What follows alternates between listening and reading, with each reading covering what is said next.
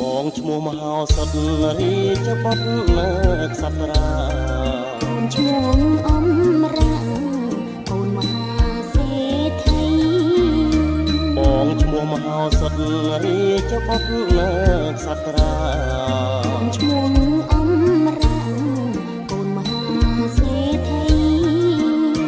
សាក់លបងលេល្បែងសំញែងប្រុងល្បីតាមល្បិចល្បហើយស្រីលេលើកដំបងសាក់លបងលេល្បែងសំញែងប្រុងល្បីតាមល្បិចល្បហើយស្រីលេលើកដំបងទាំងនៅឯណាអំរាប្រាយប្រាប់រសនាសាស័ព្ទចាប់គូដំបងទាំងនៅឯណាអំរាប្រាយប្រាប់រសនា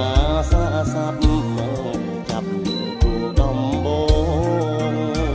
នំទឹកខាងជើងក្នុងឡើងខាងត្បូងសង្រៀងដូចរោង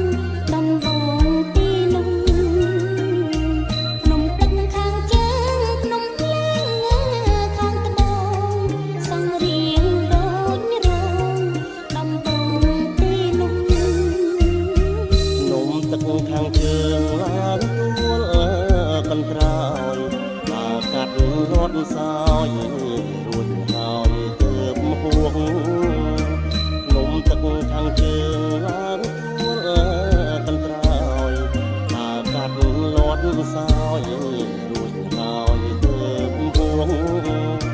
នំភ្លើងខាងត្បូងសំយោងយ៉ាងធួងគឺផ្ការលួកលងក្រហមចៅនំភ្លើងខាងត្បូងសំយោងយ៉ាងធួងគឺផ្ការលួកលងក្រហមចៅ